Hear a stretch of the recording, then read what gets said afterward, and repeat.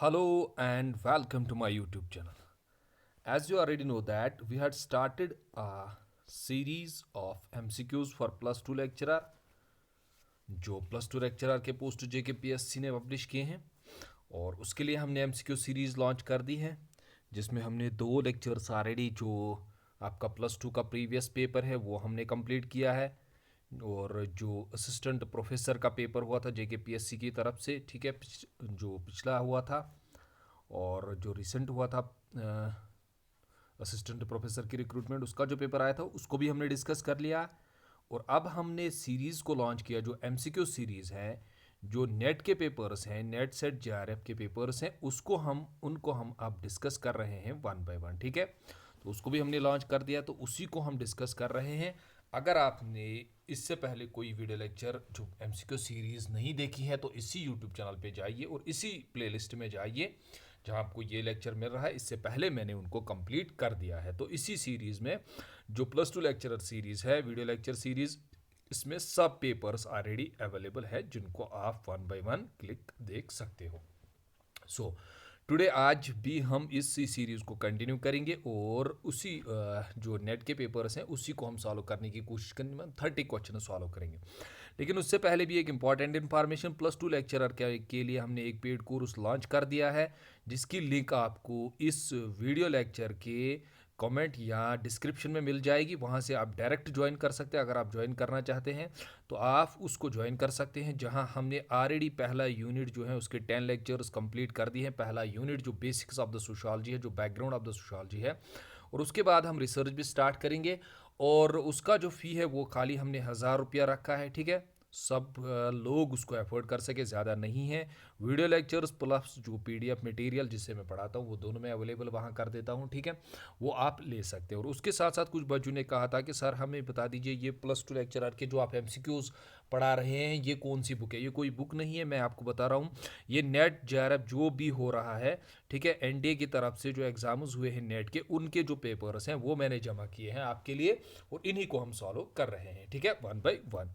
तो इसके साथ साथ अगर आप इन लेक्चर्स को देखेंगे प्लस टू लेक्चरर के साथ साथ आपका JRF नेट और सेट भी क्या होगा, प्रिपेयर होगा। अगर ऑलरेडी आप नेट सेट है तो उससे आपका JRF की प्रिपरेशन हो जाएगी। अगर आपका JRF भी है नेट सेट भी है तो असिस्टेंट प्रोफेसर का जो एग्ज़ाम है उसके लिए आपकी प्रिपरेशन इन पेपर से हो जाएगी ठीक है। चलिए तो देखते हैं क्वेश्चन नंबर वन को। क्वेश्चन नंबर वन हमें क्या कहता है। तो ये पेपर जो है ये 50 क्वेश्चन हैं ठीक है। तो उनको हम धीरे धीरे करेंगे। आज हम 30 क्वेश्चन तक जाएंगे फिर 20 क्वेश्चन को करेंगे हम नेक्स्ट वीडियो लेक्चर में। तो पहला क्वेश्चन है who has stated that the theory that the history of the society is the history of class struggle। तो क्लास स्ट्रगल आपको पता ही है मार्क्स का कंसेप्ट है तो इसका पार्ट 4 बनेगा आंसर ठीक है। क्वेश्चन नंबर सेकंड को देखते हैं who has propagated the concept of collective representation। तो कलेक्टिव रिप्रेजेंटेशन का कंसेप्ट जो सोशियोलॉजी में दिया था पहले वो किसने दिया था, वो तो आपको पता ही है, वो दुर्खियम साहब ने दिया था ठीक है। जब उसने रिलीजन को डिफाइन किया था तो वो लोग कलेक्टिवली उन चीज़ों को जो वो टोटम कहते हैं उन चीज़ों को क्या करते हैं, उन चीज़ों की प्रे करते हैं, उन चीज़ों की वारशिप करते हैं। तो उनमें क्या होता है, उन चीज़ों से उनमें एक चीज़ होती है जिसको हम कलेक्टिव रिप्रेजेंटेशन बोलते हैं ठीक है, जिसको हम सोशल सॉलिडेरिटी बोलते हैं। तो इसका पार्ट 1 आंसर बनेगा। चलिए बहुत इजी क्वेश्चन है। A society which पेसिमिस्टिकली depicts the social transformation brought about by the modernization is। वो सोसाइटी जो पेसिमिस्टिकली, और पेसिमिस्टिकली मतलब होता है नेगेटिवली और ऑप्टिमिस्टिकली होता है positively, depicts the social transformation. यानी जब भी सोशल ट्रांसफॉर्मेशन यानी इसको हम बोलते हैं सोशल चेंज होती है सोसाइटी में, वो लोग उसको पेसिमिस्ट यानी नेगेटिवली देखते हैं। कौन से, जो हमारी मॉडर्नाइजेशन है उसको वो लोग क्या देखते हैं, लोग इसको पैसिव नेगेटिवली देखते हैं कि जो मॉडर्नाइजेशन हुई इसकी वजह से नेगेटिव इम्पैक्ट्स पड़े। जैसे आप अपनी सोसाइटी में देखो कि बहुत सारे लोग बोलेंगे कि अभी जो सोसाइटी में क्राइम्स हो रहे हैं, डिवेंस हो रहे हैं, जो भी चीज़ें हो रही है, प्रोस्टिट्यूशन बढ़ रहा है, तो ये सब it is because of the modernization. जो मॉडर्निटी हुई सोसाइटी में उसी की वजह से हुई। तो ये लोग कौन बोलते हैं, तो ग्लोबलाइजेशन तो ऑलरेडी मॉडर्नाइजेशन से हुआ ही है तो ये इसमें नहीं आएगा। मास सोसाइटी ठीक है, और उसके साथ साथ सिविल सोसाइटी यहाँ भी हो जाता है। तो लोकल सोसाइटी यानी कि विलेज लेवल पे हमेशा अपोजिट किया जाता है किसको, मॉडर्निटी को। क्यों, क्योंकि विलेज लेवल जो होती हैं ये कॉन्फाइनड होती है informal social control. Informal social control यहाँ कस्टम्स, मोर्स, फोकवेज, नॉर्म्स यहाँ ज़्यादा डोमिनेट होते हैं लोकल सोसाइटी में, ठीक है। तो यहाँ कस्टम्स ज़्यादा होते हैं, यहाँ नॉर्म्स ज़्यादा होते हैं, यहाँ वैल्यूज़ ज़्यादा, ये चीज़ें डोमिनेट करते हैं जिनको हम इनफॉर्मल सोशल कंट्रोल होता है। तो यहाँ पॉसिबिलिटी होती है लोग किसके अगेंस्ट में जाते हैं, मॉडर्निटी के अगेंस्ट में, ठीक है। चलिए क्वेश्चन नंबर 4 को देखेंगे। इन एनी सोशल अरेंजमेंट, किसी भी social arrangement in which the behaviour of majority, जो बिहेवियर ऑफ मेजॉरिटी है उसको गवर्न करते हैं, कौन करते हैं, नॉर्म्स एंड रूल, यानी कि आप उस वहाँ पे रोल कर रहे हैं और आपके रोल को कौन गवर्न कर रहा है, नॉर्म्स, आपको नॉर्म्स बता रहे हैं what is good and desirable in this way, in this institution और इन दिस एसोसिएशन, यानी कि आपको नॉर्म्स वहाँ गाइड कर रहे हैं आपको क्या करना है क्या नहीं करना है, ठीक है। कम्युनिटी में तो नॉर्म्स ज़्यादा उतने नहीं होते कि एक स्पेसिफिक रोल नहीं होता है जहाँ आपको नॉर्म्स डिवाइड करते हैं। कल्चर इंस्टीट्यूशंस में भी होता है, यस, ठीक है, लेकिन सबसे जो छोटा है, सबसे जो क्लोज बनेगा वो बनेगा एसोसिएशन, ठीक है। जैसे हमने कहा कि एसोसिएशन जब बनती है, जैसे टीचर उसको अपना पे इंक्रीज़ करवाना है तो वो एक एसोसिएशन बनाते हैं, एक को हेड बनाते हैं, जब एक को हेड बनाएंगे तो बाकी मेंबर्स रहेंगे, ठीक है। फिर इनमें क्या होता है, इसका अपना रोल होता है, मेंबर्स का अपना रोल होता है, फाइनेंसिंग का अपना रोल होता है, ठीक है। और इन लोगों को गवर्न करते हैं लोग, नॉर्म्स बनाते हैं कि हमारी सोसाइटी में, हमारी एसोसिएशन में कौन मेंबर बनेगा, ठीक है। तो इन लोगों को रोल कौन बताता है, इन लोगों को नॉर्म्स बताते हैं। तो इसका पार्ट ए आंसर बनेगा क्वेश्चन नंबर 4 का। चलिए क्वेश्चन नंबर 5 को देखते हैं। Lack of appropriate cultural resources like language and knowledge is known as. देखो, जब आप लैक ऑफ अप्रोप्रिएट रूल्स, आप एक इंडिविजुअल हो, आप लैक कर रहे हो सो रिसोर्सेज को, यानी कि जब आप अपनी सोसाइटी में देख रहे हो आपके पास लैकिंग है कुछ रिसोर्सेज, कौन कौन से रिसोर्सेज हैं, लैंग्वेज, जैसे कुछ लोग हमारी सोसाइटी में है उन्होंने इंग्लिश को सीखा है, लेकिन आपको क्या लग रहा है आपके इंडिविजुअल्स इर्द गिर्द इंग्लिश को जानते हैं, आप इंग्लिश को नहीं जानते हैं। You can't speak, you can't read, you can't right English language and knowledge, और उसके साथ साथ आपके पास नॉलेज भी नहीं है। इन सब के पास नॉलेज है और आप क्या फील कर रहे हो, आप फील कर रहे हो इन चीज़ों को लैक, कि आपके पास ये चीज़ें नहीं हैं।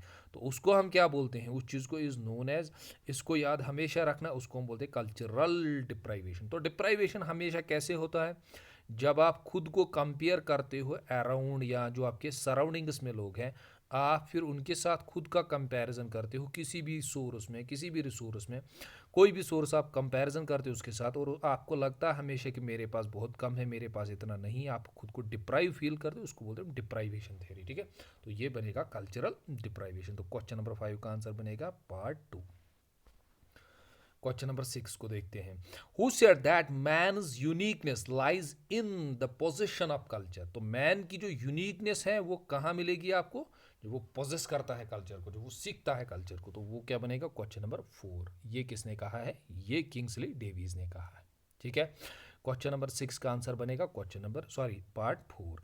क्वेश्चन नंबर 7 को देखते हैं। Which among the following is not an ascribed status. आपको पता ही है दो स्टेटस हमारे पास होते हैं, एस्क्राइब्ड स्टेटस और अचीव्ड स्टेटस। एस्क्राइब्ड जो चीज़ें आपको बिना मेहनत, जैसे ही आप पैदा होते हैं वो चीज़ें आपको मिल रही है, और उसके बाद जब आप मेहनत करते हो, जब आप अपनी मेहनत से कुछ चीज़ें हासिल करते हो तो उनको बोलते हैं अचीव्ड स्टेटस, ठीक है।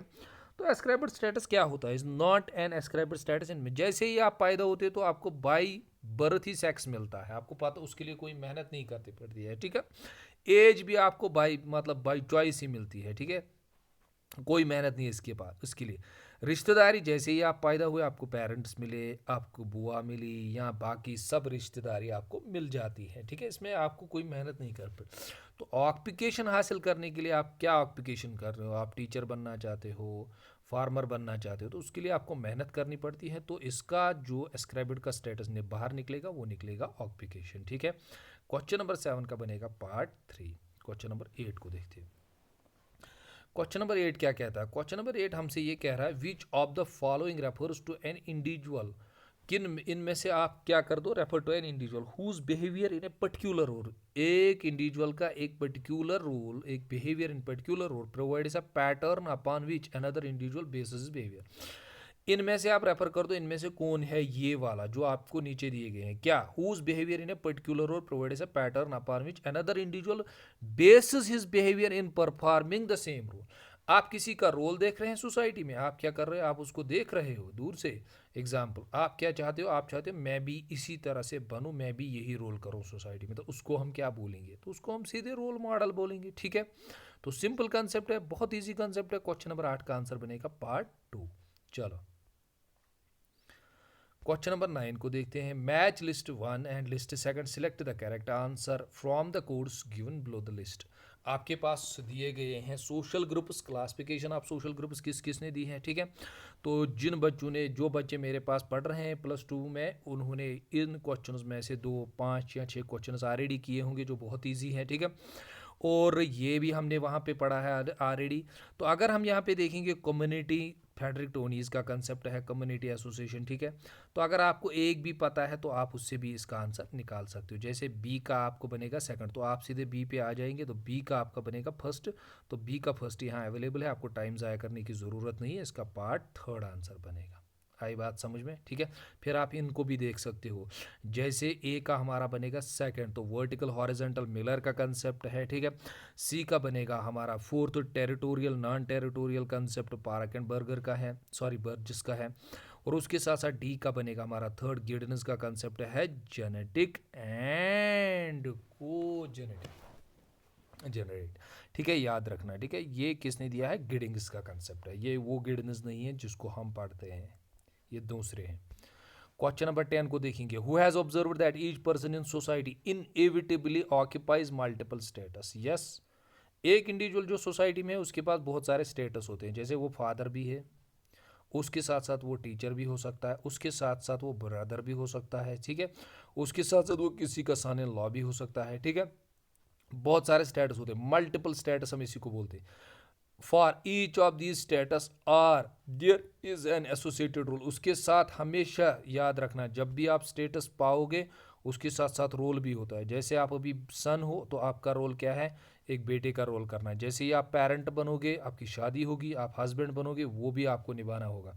तो ये सीधा आपको पता है, जो हमारे स्टेटस एंड रोल पे काम किया है वो किसने किया है, वो लिंटन ने किया है। आज के बाद याद रखना, इसने कहा है रोल और स्टेटस जो हैं ये same sides of the queen है, इसको आप अलग अलग नहीं कर सकते। जैसे ही आपको कोई स्टेटस मिलता है उसके साथ साथ आपको रोल भी मिलता है।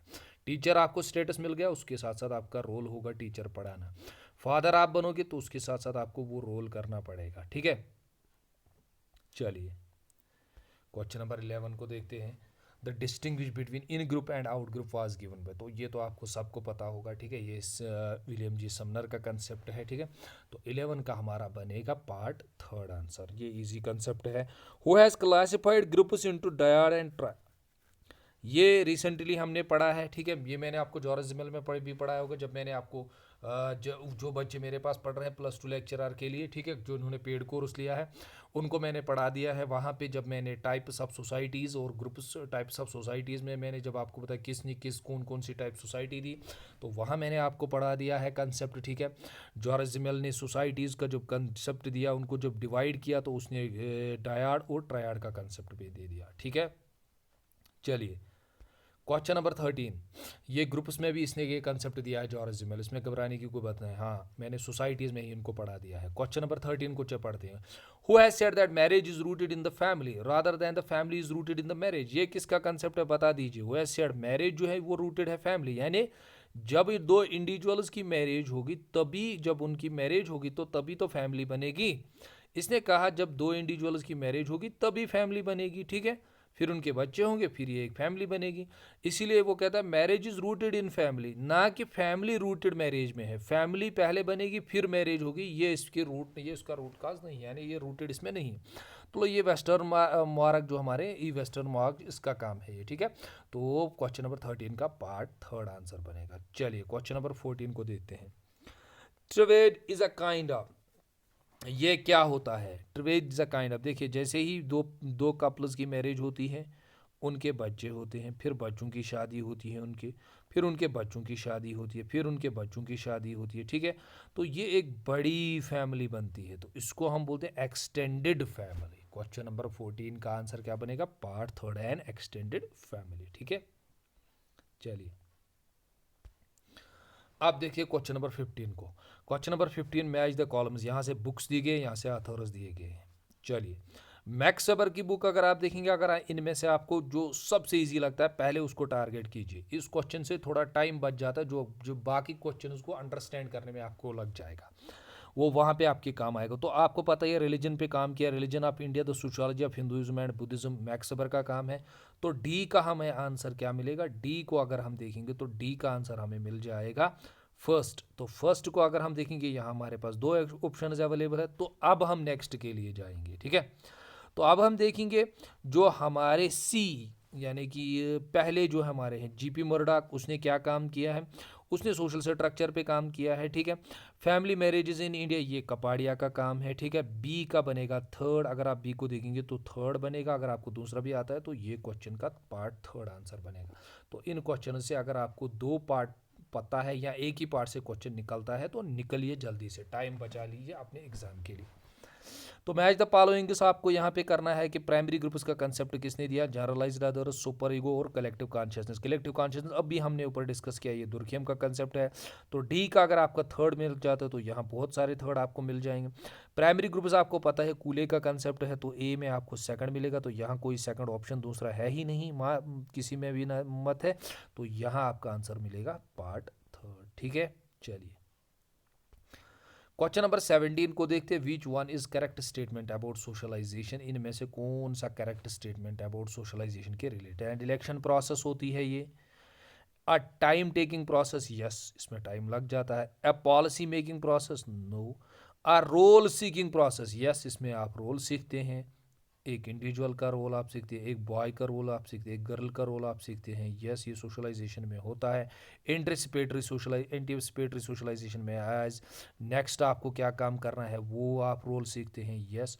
तो इलेक्शन प्रोसेस से भी बेटर होगा एज सीकिंग रोल प्रोसेस। तो 17 का पार्ट 4 बनेगा, ठीक है। चलिए क्वेश्चन नंबर 18 को देखते हैं। Which one is important concept in the theory of socialization held by Durkheim. तो दुर्खियम ने कौन सा इंपॉर्टेंट कंसेप्ट लिया अपनी सोशलाइजेशन में, हेल्ड बाय दुर्खियम। तो कलेक्टिव कॉन्शियसनेस, ठीक है। इसने कहा जब ये लोग साथ साथ का कुछ करते हैं या प्रे करते हैं या टोटम को वार्शिप करते हैं, उनमें क्या होता है, नई जो जनरेशन होती है इनकी, वो ये चीज़ों को सीखते हैं कलेक्टिवली जो ये चीज़ें करते हैं, ठीक है। चलिए सो बोर्दो क्या कहता है, Bourdieu's theoretical perspective makes use of the concept capital. याद रखना आज के बाद जो हमारे बोर्दो है इसने कंसेप्ट कैपिटल को यूज किया है। Which one of the following, इसने 3 कैपिटल्स का कंसेप्ट दिया। जैसे मार्क्स ने कहा जिसके पास पैसा है वो सोसाइटी में डोमिनेटेड है, वो ओनर है, वो अपर क्लास है। लेकिन इसने कहा खाली कैपिटल मुनी ही नहीं है, इसने कहा एक कैपिटलिस्ट के पास एक इकोनॉमिक कैपिटल होता है, पैसा भी उसके पास होता है। उसके पास पॉलिटिकल कैपिटल इसने नहीं कहा, उसके पास कल्चरल कैपिटल भी होता है, उसके पास सोशल कैपिटल और कल्चरल कैपिटल, इसने 3 कैपिटल्स की बात की, ठीक है। तो ये याद रखना, इसका पॉलिटिकल कैपिटल के साथ कुछ लेना देना नहीं है। तो आंसर बनेगा 19 का पार्ट बी। चलिए 20 को देखते हैं। Which term is used to describe various aspects of individual's identity such as class, ethnicity, gender, disability and location. इन टर्म्स को यूज करने के लिए, sorry, which term is use, कौन सी टर्म हम यूज करते हैं जब हम डिस्क्राइब करते हैं various aspects of individual identity, हमें डिस्कस करनी होती है। Such as class, ethnicity, desirability and location. जब इन चीज़ों पे हम उसकी किसी इंडिविजुअल की आइडेंटिटी क्या करेंगे, वो हम डिस्क्राइब करेंगे इन चीज़ों पे। इंडिविजुअल आइडेंटिटी, क्लास उसका देखेंगे, उसकी इथनिसिटी देखेंगे, जेंडर देखेंगे, डिसेबिलिटी देखेंगे, ठीक है। तो वो क्या बनता है, वो क्या मेरिटोक्रेसी बनेगा, एस्क्राइब्ड बनेगा, मोबिलिटी बनेगा, ये सब नहीं बनेगा, इसका पार्ट 1 आंसर बनेगा, ठीक है। चलिए क्योंकि बहुत सारी चीज़ें आएंगी ना इसमें। तो क्वेश्चन नंबर 21 को देखें। Who among the following has conceptualized caste stratification into 4 namely cultural universalistic, cultural pluralistic, cultural universalistic and structural particularistic. तो ये किसने डिस्कस किया, जब उसने कंसेप्चुअलाइज कास्ट स्ट्रेटिफिकेशन को 4 मेनली टाइप्स में उसने डिस्कस किया है। Cultural universalistic, cultural particularistic, cultural universalistic and cultural particularistic. याद रखना, sorry, structural universalistic and particular, structural particularistic, ये याद रखना। ये कंसेप्ट किसका था, ये योगेंद्र सिंह का था, ये जेएनयू के प्रोफेसर थे सोशियोलॉजी के। चलिए क्वेश्चन नंबर 22 को देखेंगे। मैच यहाँ पे बुक्स आपको देखनी है और यहाँ से आथर्स आपको देखने हैं। तो अगर आप इनमें से देखेंगे, मॉडर्नाइजेशन ऑफ इंडियन ट्रेडिशन एक योगेंद्र सिंह की एक बहुत फेमस बुक है। तो पार्ट डी का हमारा बनेगा पार्ट थर्ड। तो हमारे पास आ गए 2, अब हम देखेंगे डायनेमिक सब कल्चर या सोशल चेंज या इंडियन विलेजेस को हम देखेंगे, ठीक है। तो अगर हम सी को देखेंगे तो ये एस सी दुबे की है, इंडियाज चेंजिंग विलेजेस, ये एस सी दुबे की है, तो सी का बनेगा डी। लेकिन लेकिन social change in modern India, तो ये आपको तो पता ही है, ठीक है। तो ये फर्स्ट की है, ये एम एन श्रीनिवासन की है, तो इसका पार्ट फर्स्ट बनेगा आंसर। चलिए, मॉडर्नाइजेशन ऑफ इंडियन ट्रेडिशन याद रखना, ये फेमस बुक है युगेंद्र सिंह की। अब आपको देखनी है दो reason and assertion. Social change is inevitable, यानी कि सोशल चेंज हमेशा आती रहती है, इसको आप कभी ख़त्म नहीं कर सकते, कभी रोक नहीं सकते। ये वो चीज़ है जो कंटिन्यूसली एग्जिस्ट करती है। यस, ठीक है।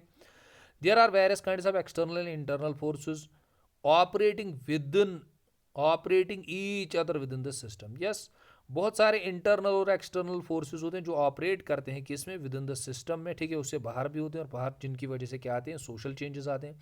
तो दोनों स्टेटमेंट्स करेक्ट हैं, ठीक है। तो सोशल चेंज जो है ये इनइविटेबल है, ठीक है। और ये इनइविटेबल क्यों है, क्योंकि बहुत सारे इंटरनल और एक्सटर्नल फोर्सेस हैं जो ऑपरेट करते हैं विद इन द सिस्टम, जिनसे आप सोशल चेंजेस को रोक नहीं सकते हैं, ठीक है। तो इस क्वेश्चन में हम देख लेंगे क्या हम जाएंगे 1 के साथ या 2 के साथ। तो इसमें 1 के साथ भी जा सकते हैं, 2 के साथ भी जा सकते हैं, लेकिन I think R is not the correct explanation of first one, ठीक है। तो इसमें आप देख सकते हैं 23, ठीक है। मैं जा रहा हूँ 23 में किसके साथ, मैं जा रहा हूँ 23 में पार्ट बी के साथ। तो पार्ट ए के साथ भी आप जा सकते हैं, ठीक है। रीजन असर्शन में आपकी लेवल की अंडरस्टैंडिंग डिपेंड करती है। तो कंसेप्ट्स एंड थिंकर्स, ठीक है। Cultural, structural and cultural performance in non violence, आपको पता ही है ये गांधी जी का, अगर आपको ये कंसेप्ट नहीं है। संस्कृताइजेशन एम एन श्रीनिवासन ने दिया है, तो क्लास कॉन्शियसनेस मार्कस का है। तो रॉबर्ट रेडफील्ड और मिल्टन सिंगर का है cultural structure and cultural performances, ठीक है। तो इसका आंसर बनेगा पार्ट फर्स्ट। क्यों, क्योंकि डी का बनता है हमारा पहला। चलिए, अब देखते हैं क्वेश्चन नंबर 25 को। क्वेश्चन नंबर 25 हमें क्या कहता है, क्वेश्चन नंबर 25 हमें कहता है according to whom anthropology is a natural science, anthropology एक नेचुरल साइंस है फिजिक्स केमिस्ट्री की तरह, and studies human society, human society को स्टडी करता है। ऑप्टेन ये मेथड्स को यूज़ करता है, कौन से, नेचुरल साइंसेस के मेथड्स यूज़ करता है। तो आपको पता ही है हमारे जो मोस्ट एंथ्रोपोलॉजिस्ट हैं जिसको हम स्टडी करते हैं अपनी सोशोलॉजी में, ठीक है। तो वो हमारे रेड और किलिप ब्राउन है, ठीक है। तो इसका आंसर इन्हीं के पास जाता है। क्यों, क्योंकि एक पॉइंट याद रखना, ये नेचुरल साइंस को फॉलो करते हैं, ये दुर्खेम से काफ़ी इन्फ्लुएंस हुए थे, और दुर्खेम ने क्या कोशिश की थी, नेचुरल साइंस के मेथड्स को फॉलो करने की सोशियोलॉजी में। तो ये पॉइंट भी याद रखना, फिर ये आप कभी नहीं भूलेंगे। क्वेश्चन नंबर 26 को देखते हैं। Who talk about the role in the virtue of social relationships, तो रोल किसने कहा in the virtue of social relationships में, किसने रोल का कंसेप्ट दिया। तो आपको पता है ये नेडल का कंसेप्ट है, ठीक है, या नाडल भी बोल सकते हैं। तो एसएफ नेडल जो है उन्होंने ही ये कंसेप्ट दिया है, रोल को सोशल रिलेशनशिप्स के साथ मिक्सअप किया है नेडल ने, ठीक है। क्वेश्चन नंबर 27 को देखते हैं। According to whom culture is held by embody principles which mere essential features of human mind, binary class factory system. तो बाइनरी क्लास फैक्ट्री सिस्टम आपको पता ही है, ये लेविस स्ट्रॉस का कंसेप्ट है, ठीक है। बाइनरी यानी कि हर किसी चीज़ का बाइनरी है, लैंग्वेज यानी बैड गुड, ठीक है, हर किसी चीज़ का अपोजिट है। तो ये कंसेप्ट किसका है, लेविस स्ट्रॉस का है। तो ये क्वेश्चंस हमारे पास थे 27 जिनको हमने डिस्कस किया है, यानी कि अब जो बाकी क्वेश्चंस है वो हम नेक्स्ट आने वाले वीडियो लेक्चर में डिस्कस करेंगे। तो इस एमसीक्यू सीरीज़ को हम कंटिन्यू करेंगे जब तक +2 का एग्ज़ाम होगा, तब तक इसको हम डिस्कस कंटिन्यूसली करेंगे, और ताकि आप लोग प्रिपेयर हो जाए फाइनल एग्ज़ाम के लिए। और उसके साथ साथ चैनल को सब्सक्राइब कर दीजिए जिन्होंने सब्सक्राइब नहीं किया है, और वीडियोस को लाइक कर दिए, और कम से कम एक अच्छी कमेंट तो लिख लीजिए हर किसी वीडियो लेक्चर में, ठीक है। तो आप जो है वो कंटिन्यूसली इन वीडियो लेक्चर्स को देखिए, ठीक है। Okay, thanks to all of you.